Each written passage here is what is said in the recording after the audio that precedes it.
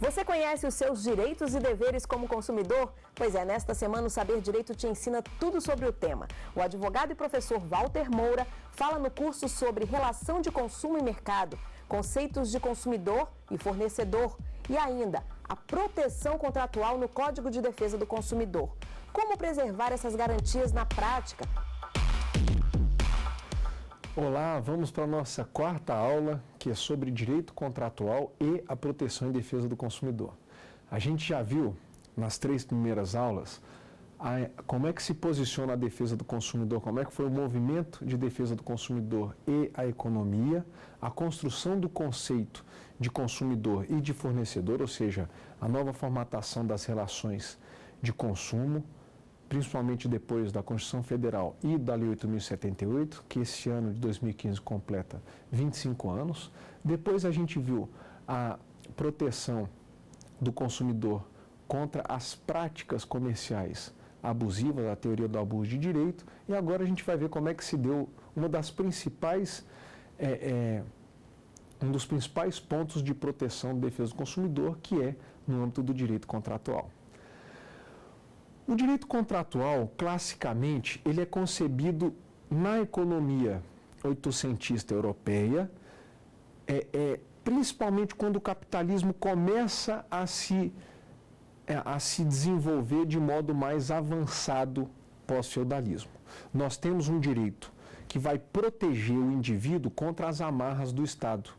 As tendências absolutistas, em que a intervenção do Estado era total na economia, freavam a vontade do indivíduo. E o indivíduo praticamente não tinha como desempenhar um papel ou como fazer uma performance de obrigação em que ele mesmo tivesse desenhado o que ele queria. Era praticamente a situação de planificação econômica. Você contratava o que era desejo do Estado. Essa situação do absolutismo gerou um contramovimento obrigacional que foi reflexo da economia capitalista, e o direito civil, principalmente o francês e o italiano, esse conjunto de obrigações que vai ressuscitar a tendência obrigacional romana com influência germânica, e daí a influência romano-germânica que vai embalar o direito brasileiro. Então, esse conjunto de 4 ou 5 modelos comparados construir a seguinte perspectiva: enquanto no período do Estado absolutista não havia vontade do indivíduo, a vontade do indivíduo pós-revolução liberal, ela vai ser atendida como fonte jurídica. Significa, na proclamação de Leon Deguy, que o contrato fará lei entre as partes, ou seja, a vontade dos sujeitos que manifestem livremente com ausência de vício ou de qualquer ilegalidade, ela vai poder, assim como a lei, ser constituída formalmente, vincular credor e devedor, e ao final você ainda vai poder exigir do Estado que o devedor que não cumpriu a obrigação a cumpra de modo coercitivo. Significa, tal qual Deguy falou, que o contrato pode sim fazer lei entre as partes. Juntando o que a gente havia falado na primeira aula sobre a perspectiva de que o liberalismo totalmente aplicado à economia não gerou bons frutos para a proteção dos indivíduos mais vulneráveis, como é o caso do consumidor, esse reflexo foi medido exatamente no direito contratual. O comportamento do fornecedor, dono de um contrato sem legislação específica, fez com que boa parte das cláusulas contratuais desmesuradas a uma proteção do consumidor praticassem ou trouxessem em si vícios ou prejuízos de grande monta para essa categoria dos consumidores. Foi então que, com todo o movimento de proteção e defesa do consumidor, o legislador decidiu sim intervir na liberalidade que tem o fornecedor ao dispor sobre as obrigações do contrato de consumo e limitar a vontade do fornecedor, de sorte que ele não pode escrever o que ele quer no contrato, ou não é do jeito que ele idealiza uma obrigação que vai acontecer. Esse contrato, quando ele é escrito pelo fornecedor, ele vai ter que respeitar regramentos básicos que estão na Lei 8.078, e em legislações esparsas, além de estar sujeito à interpretação com base na boa-fé objetiva e na função social do contrato. Nós vamos ver esses pontos um a um. É direito básico do consumidor a proteção contratual, assim como é direito que ele tem direito à informação, à proteção à saúde, vida e segurança, estão lá elencados no artigo 6º da Lei 8.078, o consumidor tem direito básico à proteção dentro dos contratos. Essa proteção ela é específica no Código e ela permite, especialmente, que o contrato de consumo, quando é reputado inválido ou ilícito, ele não vai ser extinto pelo operador, pelo magistrado que o revê.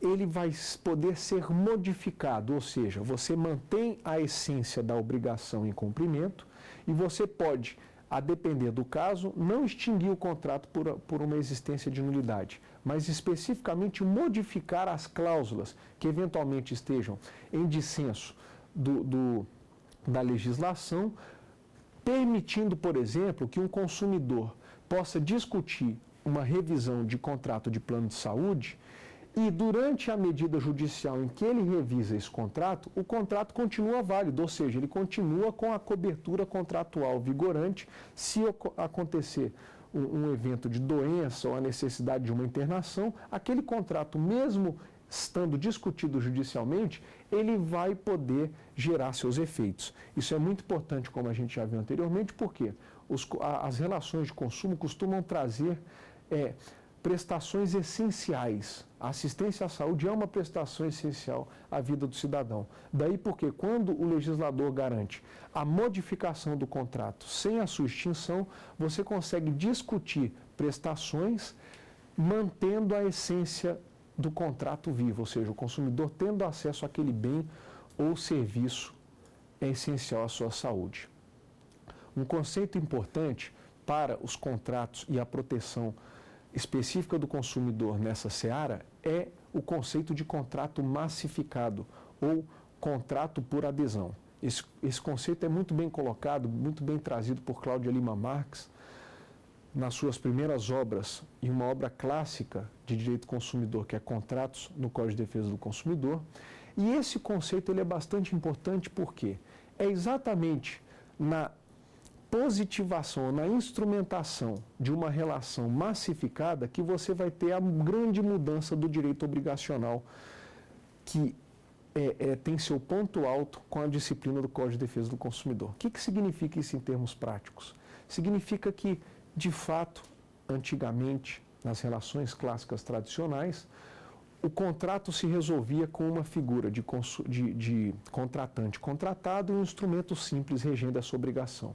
A mais das vezes o instrumento poderia ser verbal, e ali você tinha um conjunto simplificado de obrigações e regras que dariam solução a um problema sem maiores questionamentos. O problema acontece quando o consumidor, que antigamente assinava um contrato pequeno com uma pessoa que ele conhecia, que era o fornecedor, e conseguia interpretar aquela cláusula, construir aquele contrato em conjunto, discutir, negociar. Esta etapa pré-contratual, que é clássica e tradicional, ela não desapareceu do mercado. Você ainda tem, como consumidor, condições de negociar diversos conteúdos obrigacionais. Isso não foi retirado do consumidor. Mas, nas relações em massa, isso foi praticamente ou paulatinamente desaparecendo. Quem compra hoje um telefone, ou quem adquire hoje um plano de saúde, ou quem vai para as chamadas relações massificadas, que são essas características por uma grande quantidade de tomadores do serviço ou de adquirentes do produto, obviamente antecedidos por uma produção em massa desses bens, ou de uma prestação em massa desses serviços, ofertado de modo indistinto e ao público de um modo geral, que é o caso, por exemplo, dos serviços públicos concessionados. Esse tipo de serviço, ele deixa de ser tratado individualmente, negociado ponto a ponto com o consumidor e com o fornecedor, e ele passa agora a ter uma regra geral, uma disciplina que vai estar presente em um contrato padronizado, e esse contrato padronizado vai ter que atender à necessidade de todo mundo. Esse contrato, ele não é negociado. O consumidor, quando ele anui as suas obrigações, ele está fazendo o quê? Ele está simplesmente aderindo, só está lançando o seu aceite, porque ele perdeu a capacidade de negociar ponto a ponto o conteúdo obrigacional. E é nessa limitação de vontade que o consumidor tem ao aderir a esse tipo de contrato que o direito vai readaptar as regras interpretativas clássicas. Ora, se eu assino um contrato sem poder discuti-lo, as regras que vão vigorar durante a vigência do meu contrato, elas não podem ser totalmente indiscutíveis. Esse é o ponto-chave da proteção jurídica ao consumidor nos contratos de adesão.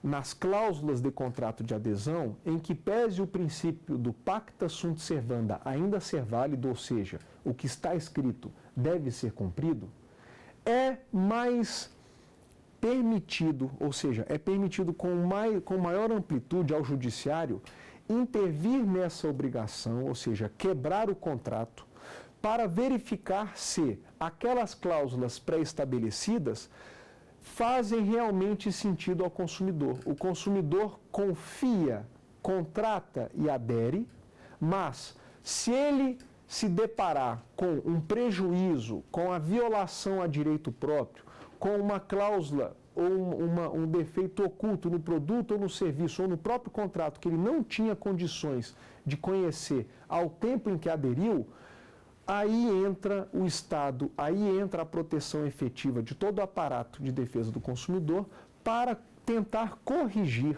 a obrigação em curso. Seria o caso, como esses dias se ouviu falar, de consertar o avião em pleno voo. O contrato que nasceu de modo pré-estabelecido, prejudicial ao consumidor, ele vai poder ser revisto em juízo para que o consumidor seja protegido e aquela cláusula específica seja adequada à legalidade. Um ponto de bastante atenção nesta perspectiva é que muitos doutrinadores colocam de modo muito preciso que o contrato ainda é válido. O que o Código de Defesa do Consumidor fez foi relativizar a sua imposição diante de regras mais importantes do que a simples disposição contratual. É o caso da cláusula que, escrita no contrato e mesmo lida pelo consumidor, por ele não foi compreendida. É o caso da cláusula que, mesmo escrita no contrato, ela é permeada por termos tão técnicos que o consumidor simplesmente não tem condições de tomar conhecimento dessa cláusula. Ou mais, de expressões que são colocadas em inglês, terminologias que se referem a manuais ou a atos regulatórios de agências. Todo esse tipo de complexidade contratual é cada vez mais comum em contratos massificados e distancia cada vez mais o consumidor de uma compreensão correta do que é o próprio conteúdo obrigacional.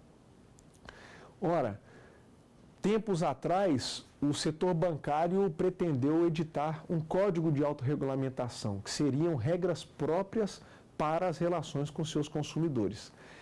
O primeiro instrumento que saiu do setor bancário era muito interessante, porque ele não obrigava os bancos a entregar a via contratual para os correntistas e poupadores. Ora, como se falar em dever de informação e como se falar em proteção contratual se nós sabemos que boa parte das relações contratuais que são feitas pelo cidadão no dia a dia, como é o caso da adesão a um plano de celular, como é o caso de uma simples contratação de cheque especial feita quando você passa o cartão de débito e ultrapassa o limite da sua conta. Será que você conhece quais são as cláusulas desse contrato? Será que você assina o que esse contrato... será que quando você aderiu no teclado do celular ou no teclado do caixa eletrônico, você conhece quais são as disposições contratuais que vão te acompanhar até o fim dessa obrigação? Essa realidade de desinformação, de pouca transparência na relação contratual, 25 anos depois do Código, ela não diminuiu, ela só tende a aumentar. Infelizmente, ainda é grande a quantidade de contratos e de obrigações em que o consumidor adere e não tem sequer acesso ao instrumento contratual, ou seja, aquele texto de contrato que vai reger suas obrigações. O consumidor só vai tomar conhecimento dessas cláusulas no dia que ele deixar de pagar, que ele for demandado em juízo, aí vai aparecer lá o banco com o contrato dizendo, olha, você autorizou isso, e vai pagar por isso e aquilo. Ora, como é que você pode ser obrigado por algo que você não tinha conhecimento? Como é que eu posso falar que o contrato faz lei entre as partes se eu não construir aquela obrigação junto com o meu fornecedor? É por essas e outras razões que a disciplina ou a técnica empregada pelo legislador do Código de Defesa do Consumidor foi uma técnica mais avançada. Ela é uma técnica que flexibiliza, de fato, o que está escrito, ou seja, o pacta sunt servanda, prestigiando, por outro lado, outros valores jurídicos, até socioeconômicos, mais importantes do que o mero formalismo. É o caso da proteção à boa-fé objetiva, ou à legítima expectativa que o consumidor tem de retirar daquele contrato uma prestação de fato efetiva, de fato economicamente satisfatória. Não adianta, por exemplo, você estacionar seu carro em um estabelecimento em que você vai pagar para guardar em seu carro, e quando você deixa seu carro nesse estabelecimento, vem uma placa ou um recibo escrito, olha, se roubarem ou furtarem seu carro, esta empresa não vai se responsabilizar, nem pelo furto, nem pelo dano. Ora, quem busca o contrato de garagem para guardar e depositar o seu veículo está exatamente pagando para que haja a proteção do seu patrimônio. Se o seu patrimônio se diminui durante a execução do serviço, como é que você pode ter uma cláusula excluindo a essência do contrato? Esse é o caso típico de cláusula abusiva, em que o fornecedor, tendo o direito de montar o contrato, monta esse contrato, retirando do consumidor a essência da sua proteção ou da sua legítima expectativa. Vamos dar uma olhadinha na primeira pergunta que a gente tem sobre esse tema. Os fornecedores de serviços concessionados podem modificar o contrato de consumo unilateralmente? Bom, essa pergunta é uma pergunta em que pese ter uma resposta bastante fácil, aparentemente, ela é muito comum ainda no mercado brasileiro. O fato é, se a gente colocou que o contrato faz lei entre as partes e que há ainda uma tendência de buscar o prestígio da vontade das partes, o contrato que se constrói bilateralmente, ele só pode ser modificado bilateralmente.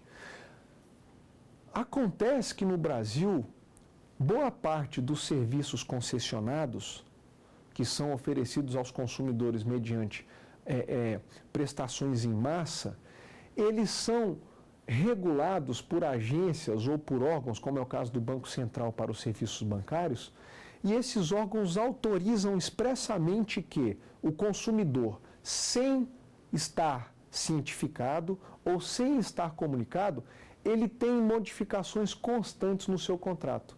É o caso, por exemplo, da conta corrente com cheque especial, que tem o limite reduzido ou aumentado sem que o consumidor tome conhecimento.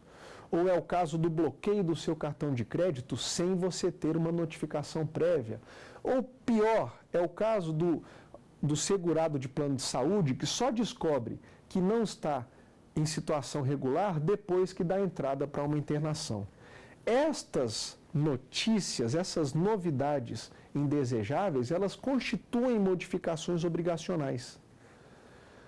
Para que essas modificações contratuais sejam válidas, é necessário ainda que se tenha a acolhida da vontade ou a ciência do consumidor e do próprio fornecedor para que o contrato seja aditivado ou modificado de modo válido. Imaginem os senhores se o consumidor resolve pagar a conta de água ou luz fora do prazo. Ele não tem que pedir ou comunicar isso ao fornecedor? E mais, Se o consumidor quiser parcelar, ele também tem que pedir autorização para o fornecedor. Por que o fornecedor, quando modifica essas situações, ele não pode ou não tem a obrigação de pedir ou de comunicar o consumidor? Aí vem a lógica de que a proteção tem que caminhar para os dois lados, o equilíbrio tem que ser para os dois lados. O fornecedor ele é obrigado a informar as modificações de cláusulas contratuais, dando a oportunidade ao consumidor, por exemplo, de encerrar o contrato caso ele não concorde com os novos limites, com as novas condições impostas unilateralmente. O Código de Defesa do Consumidor, para essa e outras situações, dispôs do rol do artigo 51 de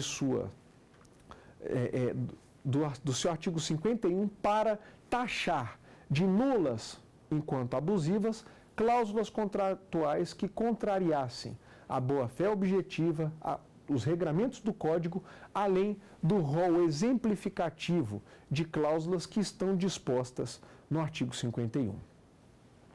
A proteção contratual do consumidor ela é bastante importante. Ela é também um reflexo muito positivo de que a economia vá caminhar com práticas ou com modelos contratuais que não gerem prejuízos artificiais. Os ganhos na economia, eles devem ser ganhos justificados economicamente, o que se reflete para o direito no princípio do não enriquecimento sem causa. Todavia, alguns contratos são construídos ou são articulados de modo que o consumidor passe a gastar valores ou despesas que são simplesmente desconhecidas ou simplesmente não lhe dão benefício econômico nenhum. É o caso do excessivo tarifamento de contas bancárias, é o caso da cobrança de seguros não contratados, é o caso de inclusões de extensão de garantias para produtos que já são garantidos por lei e dentre outras situações que, por desinformação ou por falta de proteção, o consumidor vai embarcar.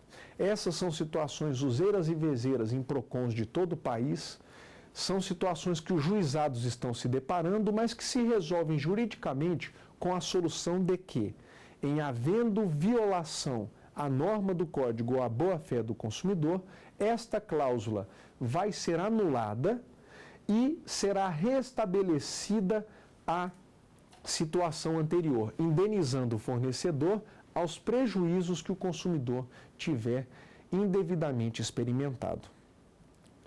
A proteção contratual do consumidor, ela redesenhou o direito obrigacional brasileiro. Desde antes de 1990, já havia uma influência, talvez pelos autores do Código de 2002, nós tínhamos professor Clóvis do Couto e Silva, nós tínhamos já uma influência muito forte da obrigação como um processo, de algumas boas literaturas alemãs, como é o caso de Larens, em que a perspectiva da interpretação do contrato não se resolvia apenas e tão somente com o que estava escrito no contrato.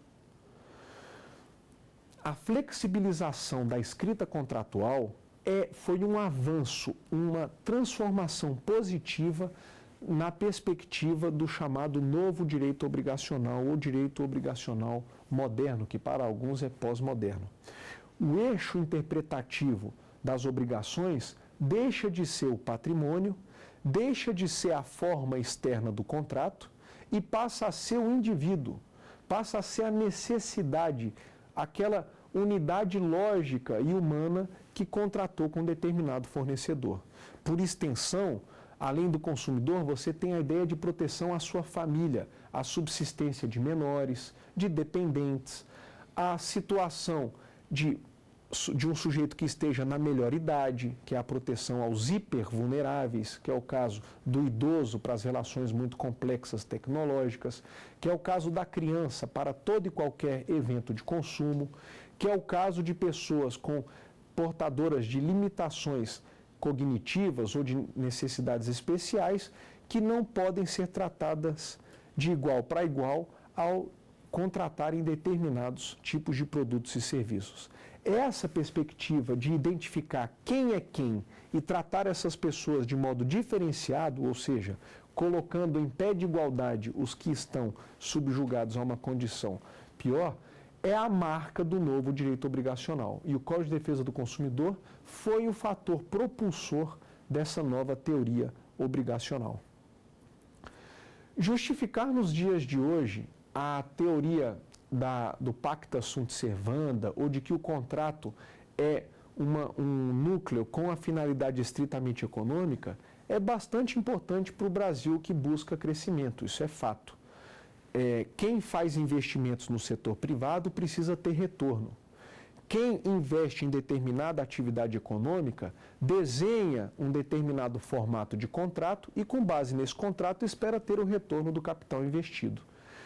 Portanto, é importante que a segurança jurídica opere tanto para esse investidor, mas, por outro lado, também é importante que ela se opere sim ao consumidor.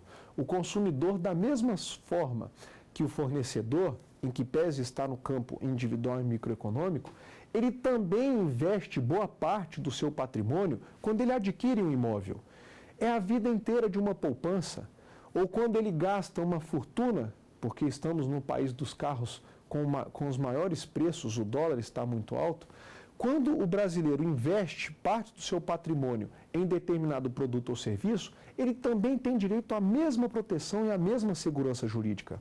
A diferença é que a segurança jurídica do fornecedor é medida a partir de um contrato que ele mesmo formatou, ao passo que a segurança jurídica do consumidor, ela vai ser medida com a discussão desse contrato que já nasceu de modo equivocado, e essa adequação vai ter que ser feita, sim, pelo Poder Judiciário e, quando muito, pelos órgãos de proteção e defesa do consumidor. Essa necessidade de reajuste de uma obrigação que é contratual, ela é bem aceita pela doutrina nacional e mundial e ela não é geradora de insegurança jurídica. O fato é que, quando o Código foi lançado, alguns autores acreditavam que o juiz tinha superpoderes e que ele poderia afetar a economia de um modo muito agressivo ao criar cláusulas que não fossem economicamente justificáveis. Mas isso não aconteceu. A magistratura brasileira é responsável, sobretudo na primeira década pós-Código de Defesa do Consumidor. O grande exemplo foram as revisões de contratos bancários no Brasil, em que pese um anúncio dos bancos de que a magistratura iria criar regras contratuais economicamente impraticáveis, fato é, e ninguém pode se recusar, de que a aplicação do Código aos bancos desde 1990 coincide com um fato empírico inafastável. Os bancos jamais deixaram de ganhar dinheiro no Brasil em uma escala quase que geométrica. O setor bancário, regido pelo Código, fiscalizado por PROCONs, punido diuturnamente por práticas abusivas pelo Judiciário, ele se desenvolveu bastante. E se desenvolveu como um dos modelos, não digo exemplares, mas de melhor desempenho econômico no mundo, ao ponto de bancos estrangeiros passarem a observar a economia brasileira e os bancos brasileiros hoje estarem como bancos de maior interesse no cenário mundial. Quer dizer que são bancos de alta lucratividade.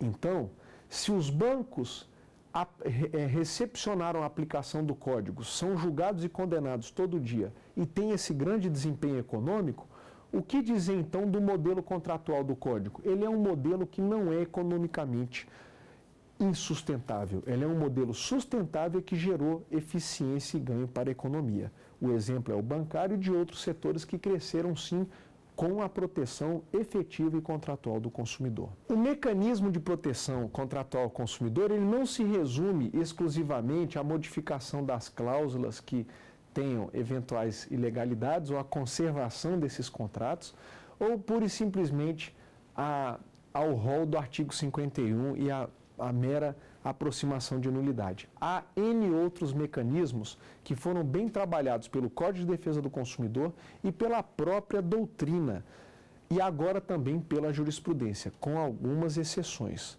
Mas o ponto objetivo é que, na verdade, a flexibilização do Pacta Sunt Servanda não diminuiu a segurança contratual.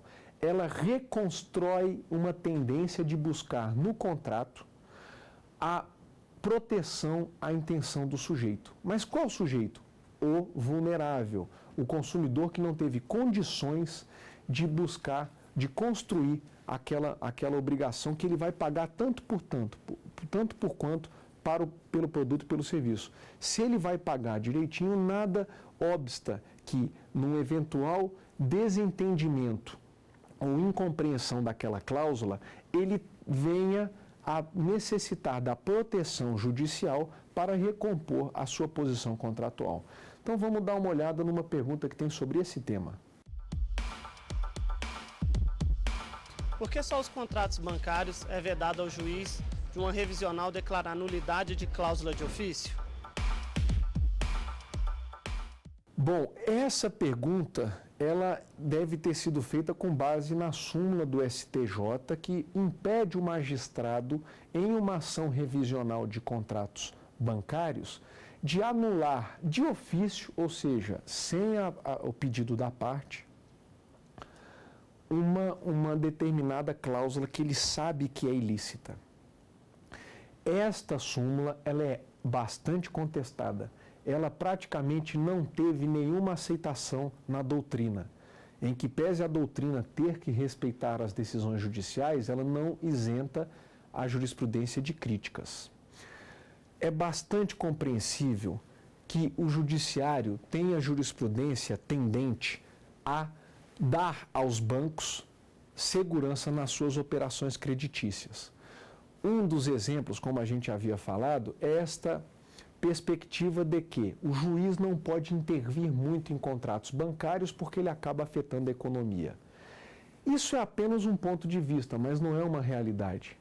Nestes momentos de crise do hemisfério norte, vários juízes fizeram pesadas intervenções em contratos e relações financeiras e bancárias, exatamente para readequar uma distorção que o liberalismo permitiu fossem criadas. O juiz pode, à luz do Código de Defesa do Consumidor, em seu artigo 1º, que estabelece que os direitos previstos no Código são de ordem pública e interesse social. Se o juiz tem na lei federal a autorização de que a matéria de direito do consumidor é de ordem pública, quando é conjugada esta norma de direito material à possibilidade de revisão ex officio de ilicitudes que sejam de ordem pública em relação privada, como é o caso de direito de família, como é o caso de direito público, stricto sensu, direito administrativo, concursos, licitações, se o magistrado toma conhecimento de uma nulidade que é de interesse público e social, ele pode anular porque a inércia já foi quebrada com a dedução da ação judicial e o magistrado tem o poder-dever, sim, de corrigir a ilegalidade que ele tomou conhecimento. Essa exceção só é dada ao setor bancário, o que é bastante contestável, dado que o setor bancário economicamente não é mais nem menos importante do que nenhum setor da economia. Pelo contrário, ele é um setor que a cada vez mais se comprova que é secundário em relação à economia real. A proteção dada aos bancos para que o judiciário não intervenha ex officio nas cláusulas diz respeito a uma desconfiança de que o judiciário afeta a economia de modo pejorativo, quando isso não é verdade. Nós sabemos que o magistrado, quando intervém para corrigir um contrato ex officio, ele está corrigindo uma distorção contratual e um prejuízo econômico-financeiro que ele já percebeu que o consumidor experimentou. Consumidor esse vulnerável, consumidor esse que às vezes não tem, como a gente viu na primeira aula, condições de uma boa defesa jurídica. Às vezes ele está pedindo em causa própria, no juizado, reduzindo algo técnico a termo, ou, a mais das vezes, ele está municiado de uma defesa que ele não teve como consultar, por exemplo, um advogado ou um defensor público. Ele fez ali algo bastante doméstico e incipiente. Ora, nessas situações, é lícito sim ao magistrado, em relações de consumo, revisar cláusulas ex officio. O magistrado não pode permitir que persista em uma obrigação contratual uma ilicitude que ele saiba ser contrária ao ordenamento. Essa súmula ela é bastante questionada, talvez venha a ser questionada no Supremo Tribunal Federal sobre a égide de uma DPF ou de uma reclamação, afinal, está se afastando o Código de Defesa do Consumidor e sua aplicação aos contratos bancários, e nessa perspectiva o direito pode avançar para restabelecer a possibilidade de que sim, o juiz com responsabilidade, e isso é quase que um pleonasmo, pode rever cláusulas contratuais em obrigações bancárias. Não há justificativa jurídica para que essa exceção seja feita apenas aos contratos bancários. A proteção ao consumidor no aspecto contratual, ela traz na regra do artigo 46, na regra do artigo 51 e principalmente na regra do artigo 54, a perspectiva de que o contrato não é apenas um instrumento com finalidade econômica. O contrato ele tem uma finalidade socioeconômica, ou está se restabelecendo o que o Código de 2002 expressou, a função social também do contrato. Por mais que se justifique um ganho do fornecedor, por mais que o consumidor pague algo contratado com o fornecedor, esse ganho não pode ser excessivo, não pode deixar de ter uma contrapartida, ou ele não pode deixar de ser economicamente apreciável ou mensurado. O Brasil, infelizmente, sofre de diversas distorções em matérias econômicas. Uma delas é o patamar do juro praticado em contratos bancários. Quase todos sabemos que não há país em que haja juros remuneratórios e até os de inadimplemento tão altos quanto os praticados no Brasil. Essa distorção, ela deveria ser controlada pela Constituição no artigo 192, mas esse dispositivo foi revogado. É um sinal liberal em que se delegou para a economia controlar esses juros. O STJ, ao revisar os juros bancários, entendeu que também incumbiria ao mercado, sob uma assistência indireta do Banco Central, fiscalizar se os juros eram altos ou não. O fato objetivo é que nem a intervenção do legislador, nem a intervenção do judiciário conseguiram controlar os juros altíssimos do Brasil. E nós vivemos realmente em uma economia que transfere boa parte da sua riqueza para pagamento de juros.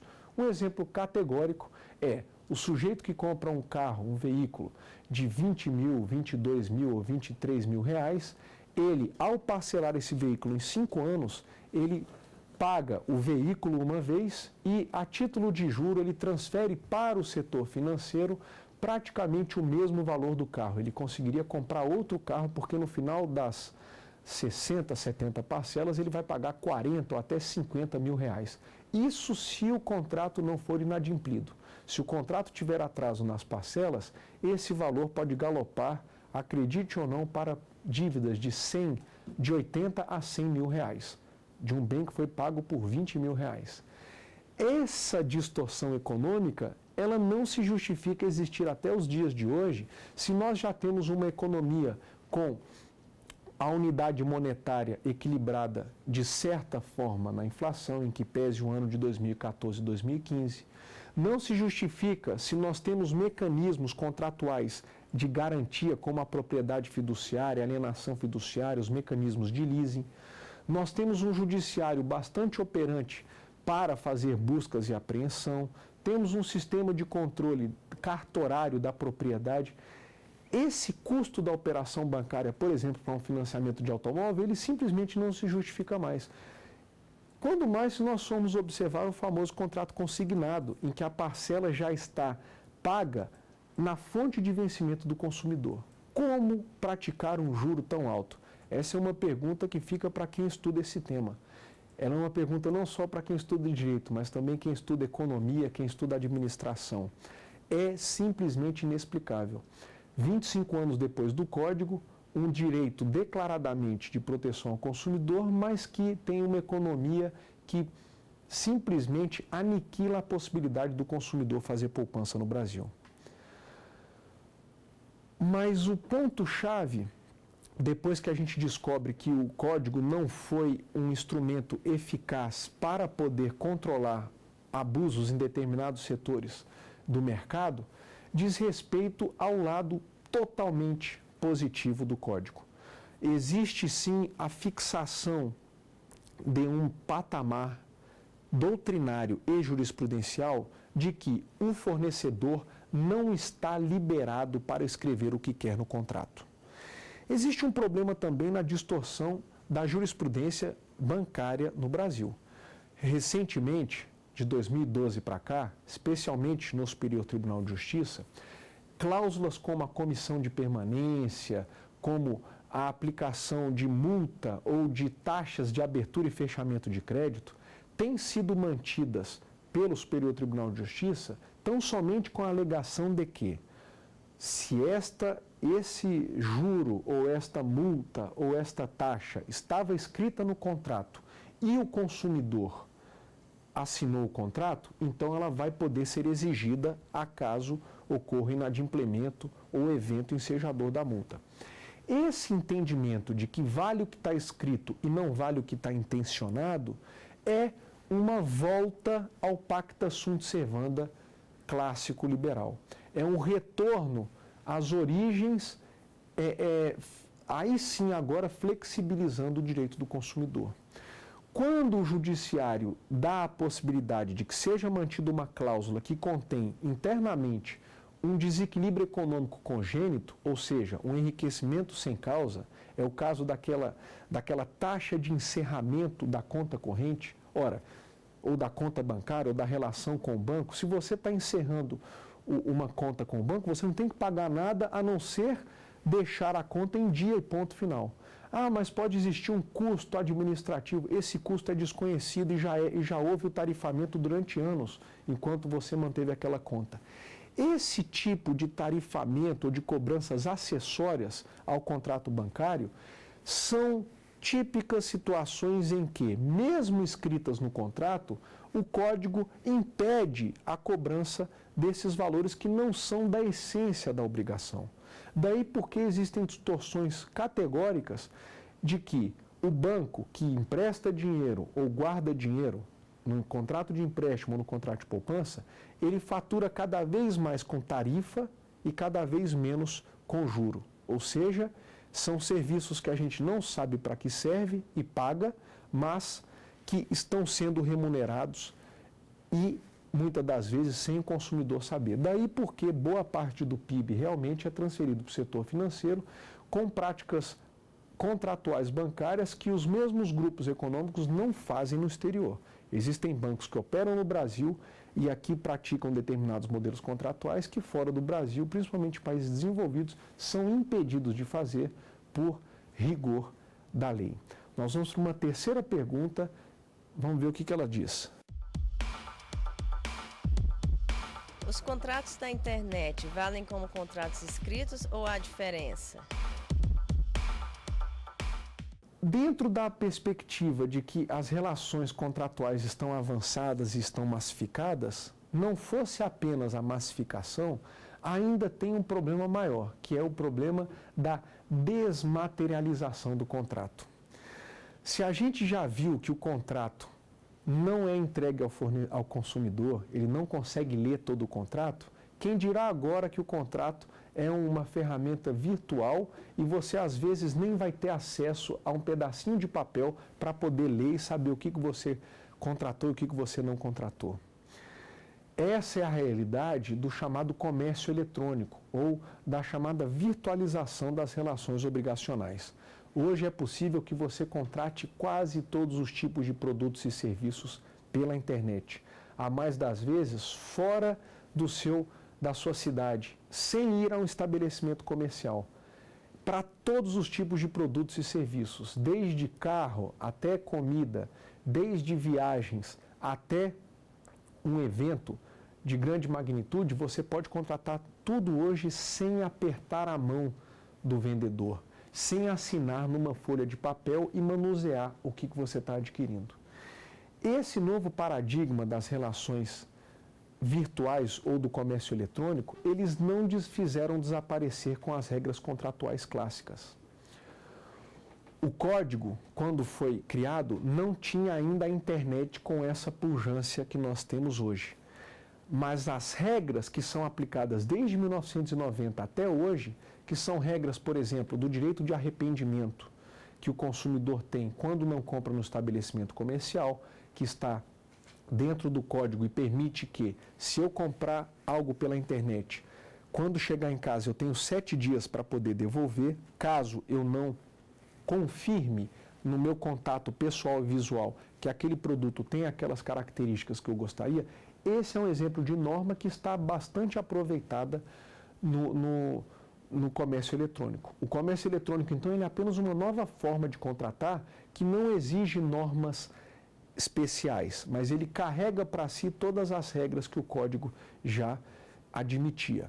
É claro que houve um decreto disciplinando o comércio eletrônico e existe também um projeto de lei no Senado bastante importante para atualizar ainda mais a proteção do consumidor de contratos no comércio eletrônico.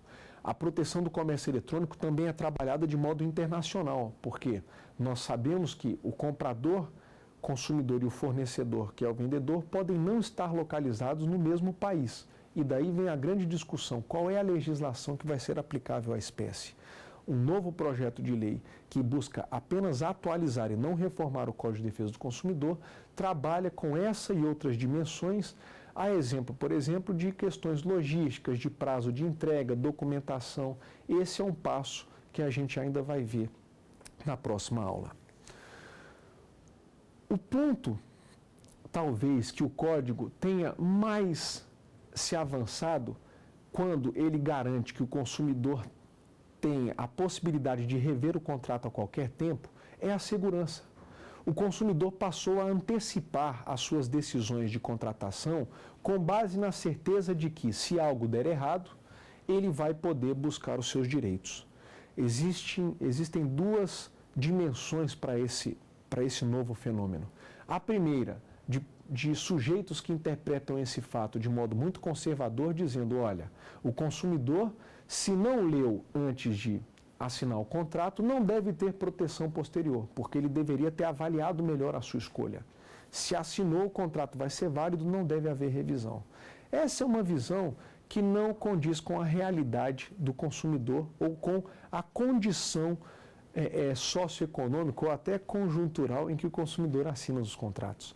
Simplesmente os contratos não são dados, em boa parte, para a análise específica do consumidor. E mais, se o consumidor é dependente economicamente de uma relação contratual, é muito discutível que ele possa mudar o contrato. Então, como ele não pode mudar o contrato e ele vai ter que assinar porque tem a dependência econômica para satisfazer suas necessidades básicas, ele simplesmente vai assinar e vai discutir essa questão posteriormente. Essa é uma faceta que não gera ineficiência econômica, o mercado está bem adaptado a isso, a jurisprudência tem sido cautelosa em que pese voltando a proteger mais o fornecedor, especialmente em contratos bancários. E num ponto específico, para a gente fechar essa aula, é a perspectiva de que não há prejuízo em proteger o consumidor no contrato, porque o contrato, ao fim e ao cabo, vai ser exigido juridicamente nas vias adequadas e processuais. Então a gente encerra essa aula e eu agradeço a vocês. Tem dúvidas sobre o assunto? Então olha só, mande um e-mail pra gente, saberdireitotudojunto@stf.jus.br. Você pode também estudar pela internet acessando o site www.tvjustiça.jus.br.